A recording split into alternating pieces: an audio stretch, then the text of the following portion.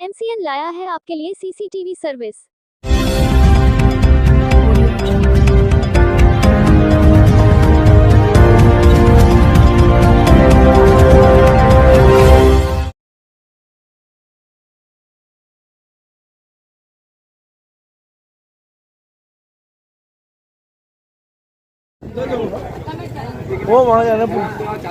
गंगा सागर जाने के लिए आपको सबसे प्रथम यहाँ पे स्टीमर का टिकट लेना होगा और उसके बाद ही ये प्रक्रिया गंगा सागर का शुरू हो रहा है। अभी आप इस बुकिंग से ले लेंगे और फिर कार्यक्रम का प्रारंभ होगा जहां आप तीर्थ करने आए हैं। ये गंगा सागर के ब्रिज देख रहे हैं जहां से कि आपको स्टीमर मिलेगा। सब तीर्थ बार बार गंगा सागर एक बार, ये कहावत पुरखों के जमाने से मशहूर है। एक जमाने में सागर द्वीप जाना जोखिम से भरा था, लेकिन अब ये एकदम सहज हो गया है। मकर संक्रांति के अवसर पर यहाँ पुण्य स्नान करने लोगों का हुजूम जुटता है। गंगा सागर मेला कुंभ मेले के बाद दूसरा सबसे फेमस मेला है। कोलकाता से करीब 150 किलोमीटर की दूरी पर दक्षिण 24 परगना जिले स्थित सागर द्वीप न केवल श्रद्धालुओं को बल्कि घुमक्कड़ों को भी बहुत ही रास आता है। यहाँ की भौगोलिक बनावट ऐसी है कि एडवेंचर के शौकीन लोग आना चाहते हैं। हम जानते हैं कि सभी नदियां सागर में जाकर मिलती हैं। यही वो जगह है जहां सागर और नदी का संगम देखने को मिलता है, तभी इसे गंगा सागर या सागर द्वीप कहा जाता है। आध्यात्मिक रूप से इसका इतना महत्व है कि कहा जाता है गंगा सागर में डुबकी लगाने से 10 अश्वमेघ यज्ञ के अलावा 1000 गाय दान करने का पुण्य प्राप्त होता है। यहाँ के टूरिस्ट आकर्षणों की बात करने से पहले 30 वर्ग किलोमीटर क्षेत्र में लगने वाले गंगा सागर मेले का आध्यात्मिक महत्व जान लेते हैं। पुराणों में लिखा मिलता है कि कपिल मुनि के श्राप के कारण ही राजा सगर के 60,000 पुत्रों की तत्काल मृत्यु हो गई थी। राजा सगर के वंशज राजा भागीरथ अपने पुरखों की मुक्ति के लिए कठिन तपस्या से गंगा को पृथ्वी पर लाने में सफल रहे। उन 60,000 मृत आत्माओं को मुक्त करती हुई गंगा इसी जगह सागर में समाहित हो गई। माना जाता है कि गंगा सागर में पुण्य स्नान से पाप कटते हैं और मोक्ष की प्राप्ति होती है। हिंदू धर्म के अनुसार पूरे वर्ष भर की 12 संक्रांतियों में मकर संक्रांति का विशेष महत्व है। बताया जाता है कि देवी देवता जो देवशयनी एकादशी में सुप्त अवस्था में चले जाते हैं, इसके बाद भगवान सूर्य के मकर राशि में आने पर इसी दिन से देवताओं का दिन की शुरुआत होती है। इसमें पुण्यार्थी व साधु संत गंगा में डुबकी लगाने के बाद सूर्य देवता को अर्घ्य देते हैं। पुण्यार्थी यहाँ तिल, चावल व तेल दान करते हैं। यहाँ समुद्र देवता को नारियल अर्पित किया जाता है। वहीं गाय दान करने की भी परंपरा बहुत पुरानी है। आप भी अगर गंगा सागर मेले में जाकर पुण्य स्नान करने का मन बना रहे हैं तो आपको बता दें कि मकर संक्रांति 14 जनवरी से एक सप्ताह पहले ही गंगा सागर मेले का शुभारंभ हो जाता है। आपका शुभ नाम? चिन्मय मिश्रा। अच्छा, ये गंगा सागर का महत्व क्या है, थोड़ा प्रकाश डालिए, दर्शकों को बताइए। जरूर, आप सभी का नमन करता हूँ गंगा सागर समुद्र तट से। मैं चिन्मय मिश्रा, गंगा सागर जनकल्याण ब्राह्मण सेवा समिति की ओर से आप सभी को, सभी देशवासियों को मेरा प्रणाम, नमस्कार। गंगा सागर एक महाकथा है। आपकी सामने दिखाए जा रहे हैं ये माते गंगे, थोड़ा कैमरा इधर घुमाइए सर। ये है माते गंगे।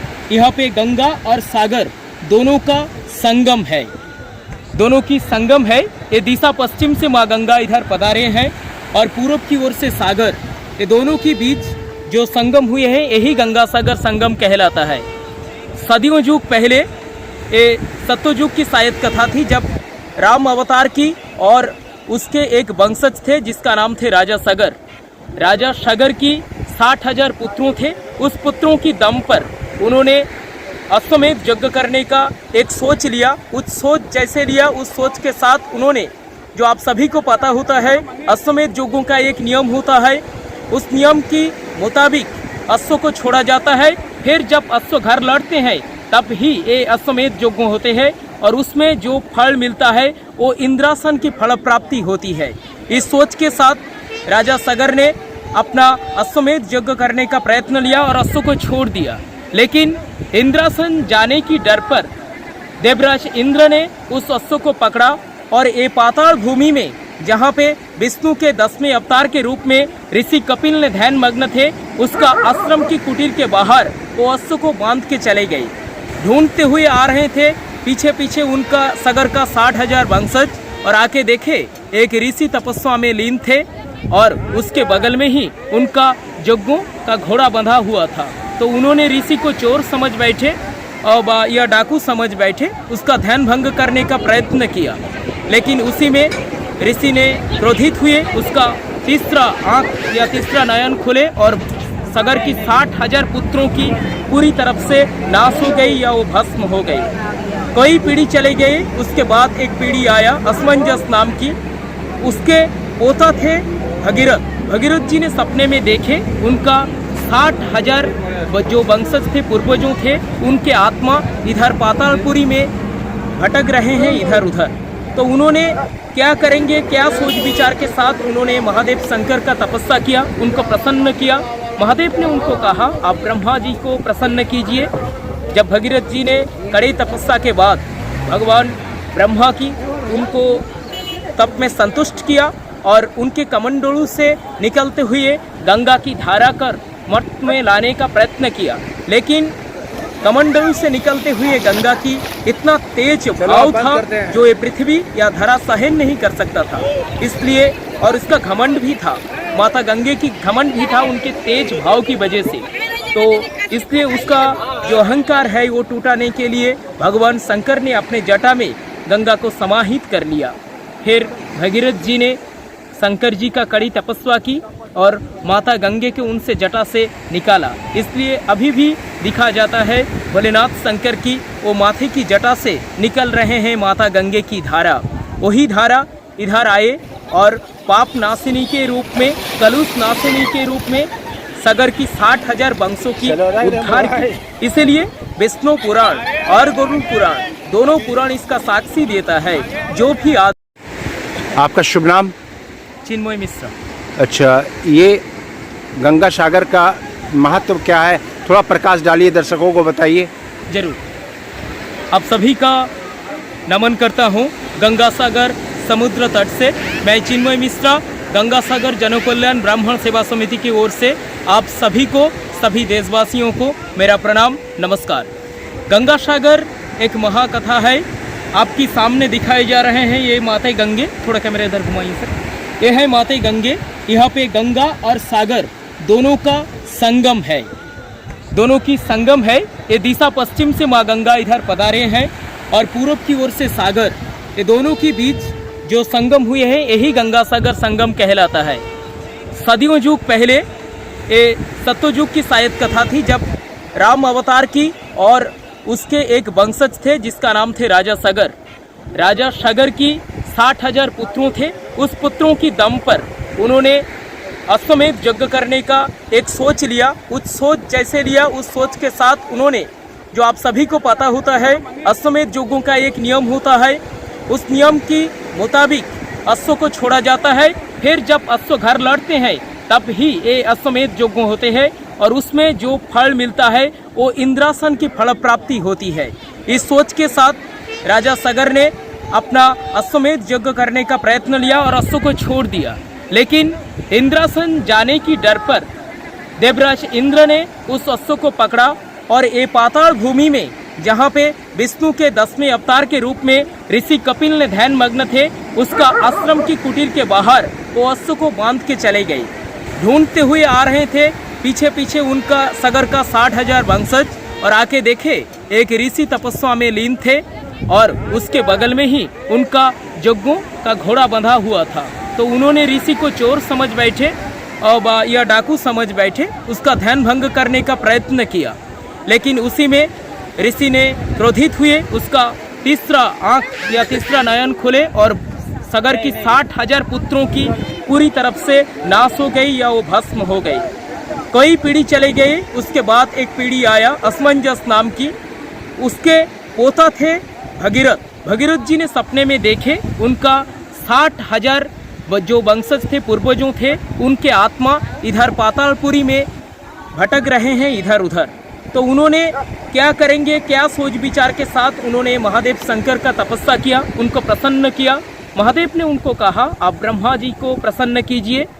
जब भगीरथ जी ने कड़ी तपस्या के बाद भगवान ब्रह्मा की उनको तप में संतुष्ट किया और उनके कमंडलू से निकलते हुए गंगा की धारा कर मठ में लाने का प्रयत्न किया, लेकिन कमंडलू से निकलते हुए गंगा की इतना तेज भाव था जो ये पृथ्वी या धरा सहन नहीं कर सकता था। इसलिए और इसका घमंड भी था, माता गंगे की घमंड भी था उनके तेज भाव की वजह से। तो इसलिए उसका जो अहंकार है वो टूटाने के लिए भगवान शंकर ने अपने जटा में गंगा को समाहित कर लिया। फिर भगीरथ जी ने शंकर जी का कड़ी तपस्या की और माता गंगे के उनसे जटा से निकाला। इसलिए अभी भी दिखा जाता है भोलेनाथ शंकर की वो माथे की जटा से निकल रहे हैं माता गंगे की धारा। वही धारा इधर आए और पाप नाशिनी के रूप में, कलुष नाशिनी के रूप में सागर की 60,000 वंशों की उद्धार की। इसीलिए विष्णु पुराण और गरुड़ पुराण दोनों पुराण इसका साक्षी देता है। जो भी आदमी आके गंगा सागर में स्नान के बाद भगवान शंकर और माता गंगे का पूजन करता है, उसके उपरांत जो भी पितरों गुजर गए हैं उनके कुल में, उनके लिए थोड़ा सा जल तर्पण या तिल तर्पण करता है तो उनको पूर्वजों को मुक्ति मिल जाती है। वो विष्णु भगवान के चरण में लीन हो जाते हैं, उनका पुनर्जन्म नहीं होते। यही है इसका महाकथा। स्नान के बाद शिव गंगा पूजन, जप समर्थ, पंचदानम कर्मम और उसके बाद कपिल ऋषि का दर्शन। क्योंकि सबसे ज्यादा भीड़ कब होती है यहाँ? सबसे ज्यादा भीड़ मकर संक्रांति के टाइम इधर लगते हैं, 14 जनवरी को हर साल का। अच्छा, लगभग कितना लोग आते होंगे? लगभग 40 से 50 लाख लोगों की भीड़ इकट्ठा होती है। यानी पितरों की पूजा यहाँ कर देने से उनका पुनर्जन्म नहीं होता है। हाँ। ये इसकी मेन मान्यता है। हाँ। धन्यवाद। ये यहाँ आने के लिए सुगम मार्ग क्या है? यहाँ आने के लिए 2 स्थान से आप आ सकते हैं। एक हावड़ा स्टेशन से सीधा निकलते हुए Dharmatala bus stop, Dharmatala bus stop से आप बस पकड़िए कोचू बेड़िया घाट, माफ कीजिएगा, इधर काकद्वीप आके आपको रुकना पड़ेगा, काकद्वीप या लट नंबर 8, ठीक है। लट नंबर 8 से आपको कोई टोटो वगैरह से इधर घाट पर आना पड़ेगा। उसके बाद ये वेसल जो है, वेसल परिसेवा से आप आ सकते हैं। और दूसरी ओर है जो आप ट्रेन सफ़र करके आ रहे हैं, आप धर्मतला आ भी सकते हैं और सियालदह भी आ सकते हैं। सियालदह से आप ट्रेन पकड़िए, नामखाना या काकद्वीप स्टेशन पर उतरिए, या काकद्वीप स्टेशन के उतरने के बाद वो भी आप एक ही नाव क्रॉस करेंगे, या बेनुबन पॉइंट नाम की एक पॉइंट है जिस पॉइंट से आप लंच मार्फत इधर आ सकते हैं। आप सभी का पुनः धन्यवाद, नमस्कार।